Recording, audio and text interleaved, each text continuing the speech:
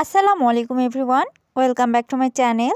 আজ আমি ডিম ও ধনেপাতা দিয়ে ভাপা ডিমের তরকারি রেসিপি শেয়ার করব। আশা করছি আমার আজকের রেসিপি আপনাদের কাছে অনেক ভালো লাগবে।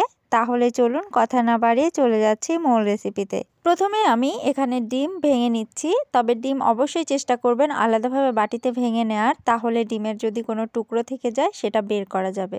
এখানে আপনারা ডিমের পরিমাণটা কমিয়ে কিংবা বাড়িয়ে নিতে পারেন। এখানে নিয়েছি এক মুঠো ধনেপাতা। এই ধনেপাতা আপনারা চাইলে শিলপাটায় বেটে নিতে পারেন। এখানে আমি একটি ব্লেন্ডার জারে প্রথমে ডিম দিয়ে দিচ্ছি, এরপর ধনেপাতাগুলো খুব ভালোভাবে ক্লিন করে নিয়েছি আর এই ধনেপাতাও এখানে দিয়ে দিচ্ছি। ৬-৭টির মতো কাঁচামরিচ আর হাফ চামচ লবণ এখানে দিয়ে দিচ্ছি, তাহলে লবণ ঝালটা ভেতরে খুব ভালোভাবে সেট হয়ে যাবে। ব্লেন্ড করে নিয়েছি ২ মিনিটের মতো। এখন এটাকে আমি ভাপিয়ে নিব। ভাপিয়ে নেওয়ার জন্য এখানে একটি বাটি ব্যবহার করছি। আপনারা যে কোনো বাটিতে ভাপিয়ে নিতে পারেন, স্টিলের বাটিতেও নিতে পারেন। তো বাটিটাতে প্রথমে একটু তেল ব্রাশ করে নিচ্ছি, তাহলে ডিম ভাপানোর পরে খুব ভালোভাবে উঠে আসবে। এবার আগে থেকে ব্লেন্ড করে রাখা এই মিশ্রণটি এর মধ্যে ঢেলে দিচ্ছি। একটি প্যানের মধ্যে সামান্য পরিমাণ পানি দিয়ে দিচ্ছি, এর মধ্যে স্ট্যান্ড বসিয়ে দিচ্ছি। স্ট্যান্ড দিয়ে এই বাটিটা বসিয়ে দিলে তাহলে নড়াচড়া করবে না।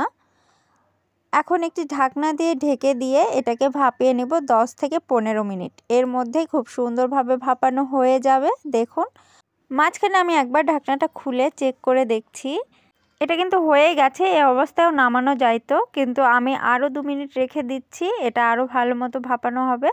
তো দেখুন, 2 মিনিট রাখার পর এটা একদম বেশি ফুলে গিয়েছিল আর ফেটেও গিয়েছে। তবে এত ফোলা বা এত উঁচা থাকবে না, আরও চুপসে কমে যাবে, যেহেতু এটা ডিমের তৈরি। দেখুন এরকম কমে এসেছে। এখন এটাকে আমি পিস পিস করে কেটে নিব। তো আপনারা আপনাদের পছন্দ মতো পিস করে নেবেন, বড় কিংবা ছোট। তো আমি একটু বড় সাইজেরই রেখেছি, আপনারা চাইলে এর থেকে আরও ছোট করে কেটে নিতে পারেন। আর বড় থাকলেও সমস্যা নেই, এর ভেতরে সব রকমেরই মশলা ঢুকবে। লবণ আর মরিচ তো আগে থেকেই দেয়া আছে। দেখুন ডিমটা কত সুন্দর ফাঁপা দেখতে, এর ভিতরে কিন্তু মশলা অনায়াসে সুন্দরভাবে ঢুকে যাবে। এগুলোকে এখন রান্না করে নেব। আর রান্না করার জন্য আমি প্রথমে একটি প্যান নিয়ে নিচ্ছি, এর মধ্যে দিয়ে দিচ্ছি সামান্য পরিমাণের তেল। এখানে আমি একটি পেঁয়াজ কুচি করে দিয়ে দিচ্ছি আর পেঁয়াজটাকে লাল লাল করে ভেজে নিব। পেঁয়াজ ভাজা হয়ে গেলে এর মধ্যে আমি 2টো টমেটো কুচি করে কেটে দিচ্ছি। টমেটো কুচি করে দিলে এর গ্রেভিটা অনেক ভালো হবে। আর যে কোনো মাছ ভুনায় কিন্তু আমি এভাবে টমেটো কুচি করে দিই, তাহলে মশলাটা অনেক ভারী হয় দেখতে বা খেতেও ভালো লাগে। দিয়ে দিচ্ছি হাফ চামচ লবণ। যেহেতু আগে থেকে ডিমের মধ্যে লবণ দেওয়া আছে, এজন্য এখানে শুধু আমি মশলাতে যতটুকু লাগবে ততটুকুই দিয়ে দিচ্ছি। দিয়ে দিচ্ছি 1 চামচ আদা ও রসুন বাটা, হাফ চামচ জিরে বাটা। এখানে আমি হাফ চামচ দিয়ে দিচ্ছি ধনিয়ার গুঁড়ো, 1 চামচ হলুদের গুঁড়ো, 1 চামচ মরিচের গুঁড়ো। এবার মশলাগুলো খুব ভালোভাবে কষিয়ে নেব। আর এই মশলা যত সুন্দরভাবে কষানো হবে তরকারিটাও কিন্তু অতই ভালো হবে। যেহেতু ডিম আগে থেকে রান্না করা আছে, শুধু মশলাটা ভালোভাবে কষালেই হয়ে যাবে। এখানে আমি কেনা মাংসের মশলা দিয়ে দিচ্ছি, রাঁধুনি রেডিমিক্স। এখানে আমি 1 চামচের মতো এই মশলাটা দিয়ে দিয়েছি। আপনারা না চাইলে নাও দিতে পারেন। মশলা দিয়ে দেওয়ার পরে আরও ভালোভাবে কষিয়ে নিচ্ছি। কষিয়ে নেওয়া হয়ে গেলে এখানে আরও সামান্য পরিমাণ পানি দিয়েছি, আর এই পানিটা দিয়ে আবারও এই মশলাটাকে খুব ভালোভাবে কষিয়ে নেব।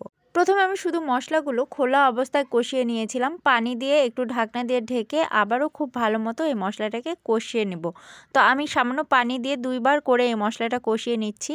তো দেখুন মশলাটা কত সুন্দরভাবে কষানো হয়েছে। এর মধ্যে এখন আরও একটু সামান্য পানি দিব। পানি দিয়ে পানিটা যখন ফুটে আসবে তখন আমি আগে থেকে কেটে রাখা ভাপানো ডিমগুলো এর মধ্যে ছেড়ে দেব। আর এই ডিমগুলো দেওয়ার পরে 4 থেকে 5 মিনিট রান্না করে নিলেই কিন্তু হয়ে যাবে।